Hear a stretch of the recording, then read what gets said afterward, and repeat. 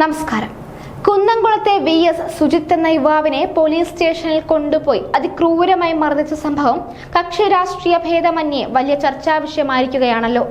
2 വർഷം മുൻപ് നടന്ന ഈ മർദ്ദനത്തിന്റെ CCTV ദൃശ്യങ്ങൾ വിവരാവകാശ പോരാട്ടത്തിലൂടെ ലഭ്യമായതോടെയാണ് പോലീസിന്റെ കണ്ണില്ലാത്ത ക്രൂരത പുറംലോകം അറിഞ്ഞത്.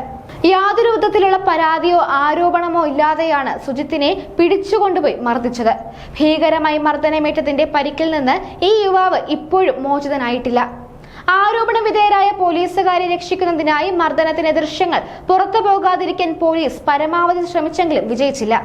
കുന്നംകുളത്തേത് ഒറ്റപ്പെട്ട സംഭവമല്ല. പിണറായി വിജയൻ സർക്കാർ അധികാരമേൽക്കുകയും ആഭ്യന്തര വകുപ്പ് മുഖ്യമന്ത്രി തന്നെ കൈയാളുകയും ചെയ്തതോടെ വിവിധ ജില്ലകളിൽ നിരപരാധികൾ പോലീസ് മർദ്ദനത്തിന് ഇരയാവാൻ തുടങ്ങിയിരുന്നു. പെറ്റി കേസുകളിൽ പിടിച്ചുകൊണ്ട് പോകുന്നവർ പോലും മൃതദേഹങ്ങളായോ ജീവശവങ്ങളായോ പുറത്തുവരുന്ന സ്ഥിതിവിശേഷം സംജാതമായി. പിണറായി സർക്കാരിന്റെ ഇതുവരെയുള്ള ഭരണകാലത്ത് കുറഞ്ഞത് 16 കസ്റ്റഡി മരണങ്ങൾ സംഭവിച്ചതായാണ് റിപ്പോർട്ടുകൾ പറയുന്നത്. ആത്മഹത്യകളായി ചിത്രീകരിക്കപ്പെട്ടിട്ടുള്ള പലതും കസ്റ്റഡി മരണങ്ങളാണെന്ന് കരുതേണ്ടിയിരിക്കുന്നു. ചോദിക്കാനും പറയാനും ആരുമില്ലാത്ത അവസ്ഥയാണ്. പോലീസ് സ്റ്റേഷനുകളിലെ മർദ്ദനങ്ങൾക്കും കസ്റ്റഡി മരണങ്ങൾക്കുമെതിരെ മേലുദ്യോഗസ്ഥർക്ക് പരാതിപ്പെട്ടാലും ഇരകൾക്ക് നീതി ലഭിക്കുന്നില്ല. എന്തുകൊണ്ട് ഇങ്ങനെ സംഭവിക്കുന്നുവെന്ന് ചോദിച്ചാൽ ആഭ്യന്തര വകുപ്പ് കൈകാര്യം ചെയ്യുന്നവരുടെ പിഴവാണെന്ന് നിസ്സംശയം പറയാം. ഇടത് ഭരണത്തിൽ പോലീസ് വൻതോതിൽ രാഷ്ട്രീയവൽക്കരിക്കപ്പെട്ടിരിക്കുന്നു. ഭരണത്തിന് നേതൃത്വം കൊടുക്കുന്ന CPM-ഉം പോലീസുകാരും തമ്മിൽ അവിഹിത ബന്ധമാണ് നിലനിൽക്കുന്നത്. CPM-നെയും സർക്കാരിനെയും നിയമവിരുദ്ധമായി പിന്തുണച്ചാൽ തങ്ങൾക്ക് എന്ത് അതിക്രമങ്ങൾ വേണമെങ്കിലും ചെയ്യാം എന്നൊരു മാനസികാവസ്ഥ പോലീസുകാർക്ക് വന്നിരിക്കുന്നു. നിയമവിരുദ്ധമായി എന്തൊക്കെ ചെയ്താലും സർക്കാർ ഒപ്പമുണ്ടാകുമെന്നും പോലീസുകാർ കരുതുന്നു. മുഖ്യമന്ത്രിയുടെ നവകേരള യാത്രയ്ക്കിടെ പ്രതിഷേധിച്ചവരെ പോലീസ് മർദ്ദിച്ചപ്പോൾ അത് രക്ഷാപ്രവർത്തനമാണെന്ന് വ്യാഖ്യാനിക്കുകയാണല്ലോ ആഭ്യന്തരമന്ത്രി കൂടിയായ പിണറായി വിജയൻ ചെയ്തത്. കാക്കിക്കുള്ളിലെ കുറ്റവാളികൾക്കുള്ള സന്ദേശമായിരുന്നു ഇത്. ആഭ്യന്തരമന്ത്രി തന്നെ ഇങ്ങനെ പറയുമ്പോൾ അക്രമകാരികളായ പോലീസുകാർ ആരെ പേടിക്കാനാണ്?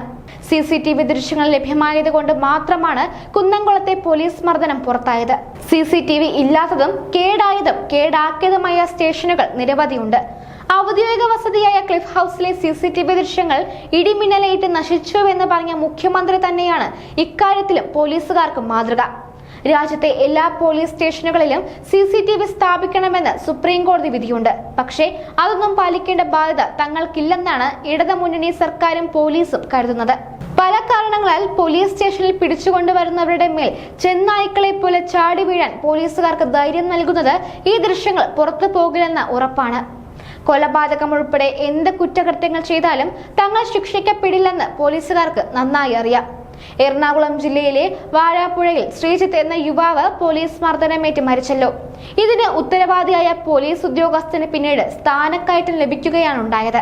പോലീസുകാർ പ്രതികളാകുന്ന കേസുകൾ സർക്കാരിന്റെ ഒത്താശയോടെ ഒന്നും അല്ലാതായി പോകുന്നു. ആരോപണ വിധേയരാകുന്ന പോലീസുകാർക്ക് പരമാവധി ലഭിക്കുന്നത് സസ്പെൻഷൻ മാത്രമാണ്. സസ്പെൻഷൻ ശിക്ഷയല്ലെന്ന വസ്തുത പലപ്പോഴും വിസ്മരിക്കപ്പെടുന്നു. 6 മാസത്തിനു ശേഷം ജോലിയിൽ തിരിച്ചു കയറുന്ന പോലീസുകാർക്ക് മുഴുവൻ ശമ്പളവും ലഭിക്കും. ഫലത്തിൽ കസ്റ്റഡി മരണം ഉൾപ്പെടെയുള്ള പോലീസ് അതിക്രമങ്ങൾക്ക് ലഭിക്കുന്ന പാരിതോഷികമാണിത്. പോലീസ് സംഘടിത കുറ്റവാളികളായി മാറിയാൽ പൗരന്മാരുടെ ജീവിതം ദുരിതമാകും. പോലീസ് നേരെയായാൽ ആ ഒറ്റ കാരണം കൊണ്ട് തന്നെ സമൂഹവും നന്നാവും. ജനങ്ങൾ തിരഞ്ഞെടുക്കുന്ന സർക്കാരിന് ഇങ്ങനെ ഒരു സാഹചര്യം സൃഷ്ടിക്കേണ്ട ഉത്തരവാദിത്തമുണ്ട്. അതിന് പോലീസിലെ ക്രിമിനലുകളെ നിലയ്ക്ക് നിർത്തുക തന്നെ വേണം.